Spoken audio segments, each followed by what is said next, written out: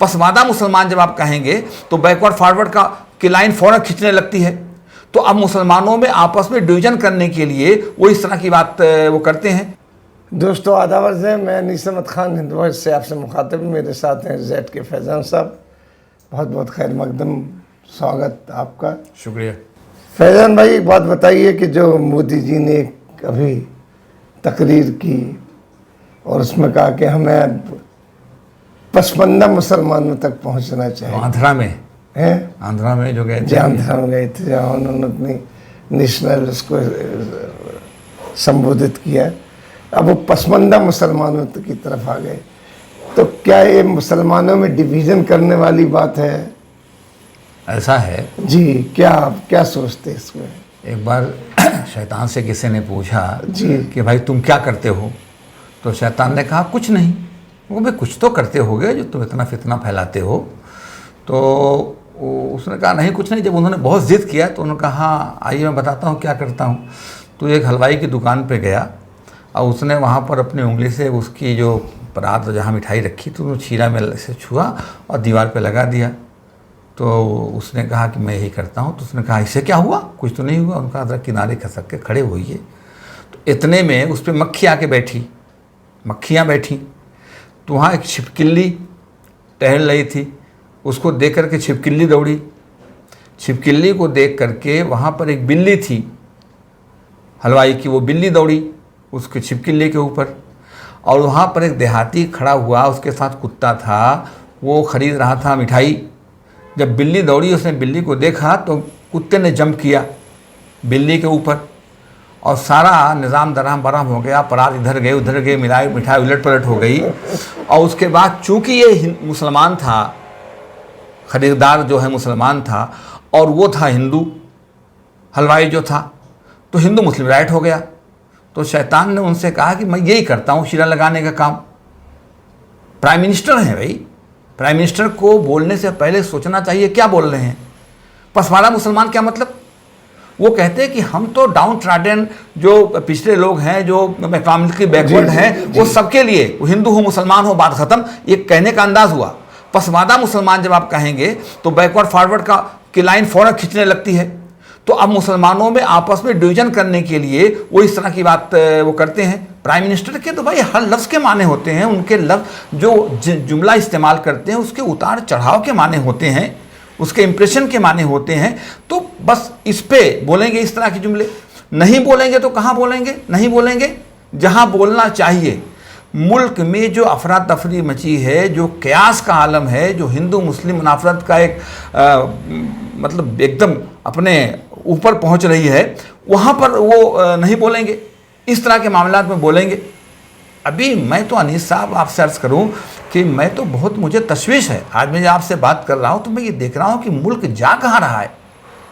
हमने आपके चैनल पे बात कही और कई और लोगों ने मुल्क में इस तरह की बातें कही कि मुल्क में सिविल वार की तरफ मुल्क जा रहा है, सिविल वार होने के चांसेस हैं। तो मैं तो देख रहा हूँ कि हो क्या रहा है। आज ही मैं अखबार देख रहा था सुबह, तो पता ही चला कि साहब वो कर्नाटक के एक जज ने एंटी करप्शन ब्यूरो के ऊपर कुछ तबसरे किए तो उसको धमकी आ गई। उस धमकी का इजहार खुद जज ने किया है और जज ने तो यहाँ तक कहा कि मैं इसको अपने ऑर्डर में इनकॉर्पोरेट करूँगा। ये देखिए आप क्या हो रहा है। और पहले क्या होता था, सरकार के खिलाफ मुजाहरे होते थे, होते हैं, होते रहेंगे, ये तरीका है। लेकिन सरकार काउंटर नहीं करती थी। अब काउंटर करने की तरफ सरकार काम कर रही है। अब काउंटर यूँ देखिए आप कि अभी पहले ब्यूरोक्रेट्स वगैरह ने तीसरा शीतलवाद के फेवर में लिखा और मुल्क के हालात पर उन्होंने चिंता जाहिर की। तो पता ही चला कि अब बहुत सारे ब्यूरोक्रेट्स, फौज के लोग जो हैं और रिटायर्ड जजेस, उन्होंने सरकार के फेवर में लिख दिया। सरकार के फेवर का मतलब हुआ नुपुर शर्मा का फेवर। नुपुर शर्मा का फेवर हुआ कि उन्होंने सीजीआई को ख़त लिखा है कि जजेस ने जो तबसरे किए हैं वो तबसरे गलत हैं, इसको वापस लेने की बात है। इससे जुडिशरी जो है वो लोअर हो रही है, जबकि जुडिशरी जो है क्या कहते हैं, उसने तबसरा करके जुडिशरी के विकार को बचाया। हमारा तो कहना है कि उसको बिल्कुल ऑर्डर में उसको इनकॉर्पोरेट करना चाहिए था। अगर इन लोगों को कोई तकलीफ है तो मेरा तो मशवरा ये है कि वो जाएं सुप्रीम कोर्ट में पटिशन फाइल करें बाज़ाब्ता। तो कम से कम जब वहाँ पर ये पटिशन आएगा और बात होगी और बहस होगी तो वो सारी बातें ऑन रिकॉर्ड आ जाएंगी जो जजेस ने ऑन रिकॉर्ड नहीं कही हैं। अभी खाली उन्होंने इनफॉर्मल तबसरा किया, अब तो फॉर्मली रिकॉर्ड पे आएंगी, तो जाएं उसमें बहस करें, उसे पटिशन डालें। ये अब जुडिशरी को आप वो कर रहे हैं, काउंटर करने की बात कर रहे हैं। अभी जो मुजाहरे हो रहे हैं, मुजाहरे को भी इनकाउंटर करने की बात सरकारें कर रही हैं। तो क्या होगा? गली गली में झगड़ा होगा, चौराहे पर झगड़ा होगा, हिंदू मुस्लिम आपस में लड़ेंगे। अभी देखिए, जैसा मैंने कहा, कई बार कहा है, तो आप जान रहे हैं कि टीवी के पास कोई काम नहीं अलावा हिंदू मुस्लिम करने के। अब तो अनीस साहब हाल ये हो गया है कि मैं तो डिबेट देखता नहीं, इसको भागता हूँ, लेकिन कभी कभी इसलिए देखता हूँ कि जरा देखूँ कि नब्ज किधर जा रही है। तो मैंने ये देखा कि वो टीवी चैनल जो है वो अपना बता रहा था कि इस मुल्क में हिंदू कितने हैं, सिख कितने हैं और मुसलमान कितने हैं, ये कितने हैं। उसके बाद उसने ये कहा कि 14% मुसलमान हैं, 2% जो हैं क्रिश्चियंस है, इतने परसेंट सिख हैं और जैन है, बौद्ध हैं, 80% से ज़्यादा हिंदू हैं। मगर हिंदुओं ने कितने लिबरल हैं हिंदू, यानी ये टीवी चैनल कह रहा है कि उन्होंने इस देश को कभी हिंदू देश नहीं बनाया और न बनाने की बात की। तो मतलब हिंदू मुस्लिम बात यहाँ तक पहुँच गई, जो 80 और 20 की बात सरकार ने ज़रा दबे अल्फाज में की थी, वो इनके जो गोदी मीडिया है उसने उसको खुलकर कहना शुरू कर दिया। ये सारा काम सरकार की शय पे हो रहा है।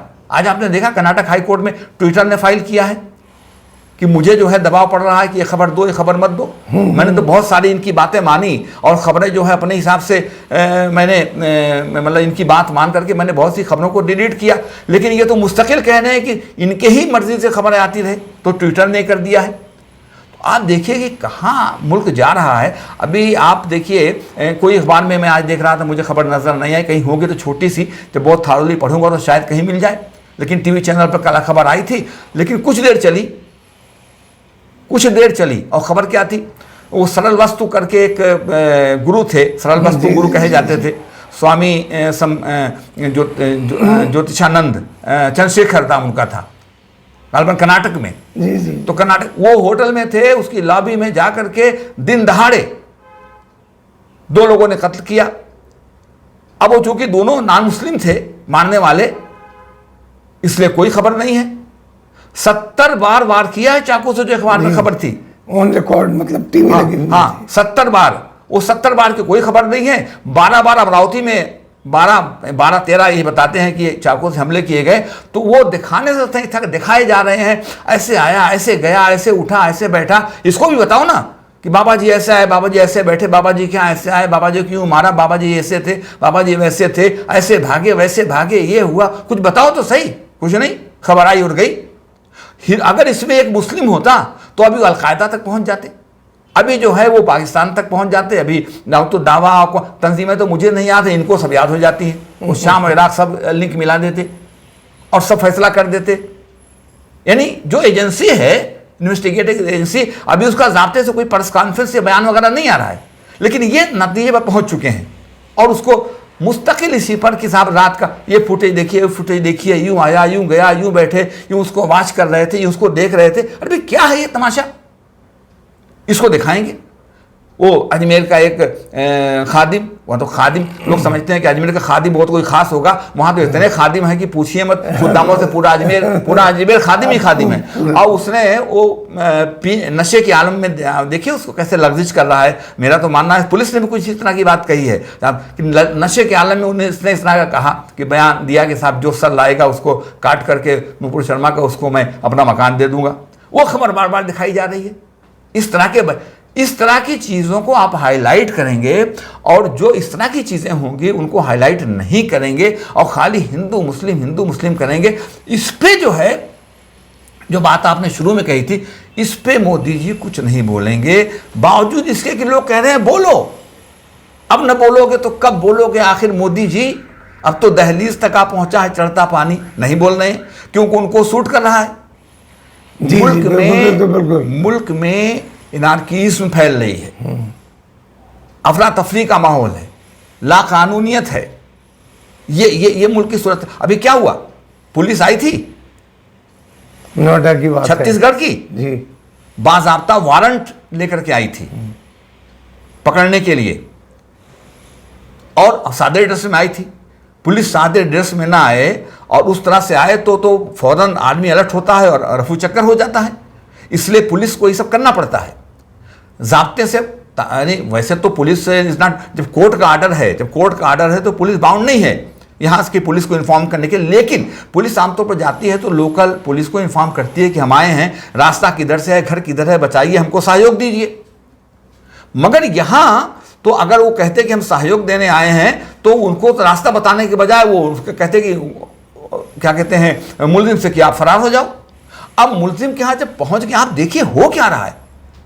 तो मुलजिम को बचाने के लिए लोकल पुलिस आती है और लोकल पुलिस उसको ले जाती है अपने साथ, और वहाँ पर एक फर्जी FIR, फर्जी इसलिए कह रहा हूँ कि तो रजिस्टर खाली होगा, पहले से एंटर कर लिया होगा 502 के तहत, 505(2) के तहत उन्होंने रजिस्टर इन्फॉर्म कर लिया, रजिस्टर कर लिया और कहा कि साहब हमने अरेस्ट कर लिया है और हम आपको नहीं देंगे, और बाद में उसको छोड़ दिया बेल के ऊपर। और अब जो है वो फाइनल रिपोर्ट लगा देंगे कि हमने तहकीक किया, आपको कुछ नहीं मिला। इस तरीके से बचाने का काम चल रहा है। तो देखिए पुलिस कैसे, अभी आपको याद होगा कुछ दिनों पहले पंजाब पुलिस जब आई थी यहाँ पर, बीजेपी का लोकल लीडर था, उसको अरेस्ट करने के लिए, तो हरियाणा से लेके जा रहे थे, इन्होंने इन्फॉर्म किया कि साहब किडनैप करके ले जा रहे हैं। हरियाणा पुलिस ने वहाँ एक्ट किया, उनको कर लिया, और पंजाब पुलिस को भी अरेस्ट कर लिया। तो इस तरह से जब पुलिस टकरा रही है, ये सब हो रहा है, ये बीजेपी गवर्नमेंट कर क्या रही है, हो क्या रहा है। इसलिए मैं कह रहा हूं कि मुल्क जो है बिल्कुल, उसमें मुल्क में एक तरह से अगर देखें तो लाकानूनियत का माहौल है, और यह लाकानूनियत का माहौल बढ़ता जा रहा है, और टीवी चैनल्स, गोदी मीडिया उस माहौल को बनाने में पूरी तरह लगे हुए हैं। इनकी समझ में नहीं आ रहा है कि ये मुल्क जो है ये मेल मिलाप से ही चलने वाला है, मल्टी रिलीजियस, मल्टीलिंगुअल ये मुल्क है। ये मुल्क जो है आपस में मेलजोल और भाईचारे से ही चलेगा। अगर ये समझते हैं, 80-20 का क्या मतलब हुआ भाई, ये 80-20 का क्या मतलब हुआ, बार बार जो ये बात कहोगे 80 है तो 20 को खा जाएंगे, और कैसे खाएंगे ये भी बता दो जरा सा। तो ये जो मामला, मुसलमान बहुत पिछले कई सालों से बहुत ही खामोशी और बहुत ही एक तरह से रिजर्व होकर बात कर रहा है, और इस सब कुछ में नहीं करना चाहता कि, लेकिन मुझे लगता है कब तक भाई टॉलरेट करेगा। टॉलरेशन की भी एक हद होती है, हमारी आपकी बात भी नहीं मानेगा। हम टॉलरेशन की अपील करेंगे टॉलरेंट होने की तो नहीं मानेगा, वो कहेगा कि भाई ठीक है अब आप रख बैठिए, अब हम देखेंगे। तो क्या होगा, लाकानूनियत, मारपीट, अफरा तफरी, हंगामा आराई। तो ये जो चीज़ है इसको रुकना चाहिए। शक्ति भी शांति भी भक्तों के गीत में है, धरती के वासियों की मुक्ति पीड़ित में है, ये मानना चाहिए और ये सोचना चाहिए। जी जी जी, ये इसका असली हल है। ये नहीं सोचते लोग। इसी के साथ हम लेते हैं विदा, अगले अंक पर फिर जेड के फैजान साहब के साथ हाजिर होंगे। तब तक के लिए दीजिए इजाज़त।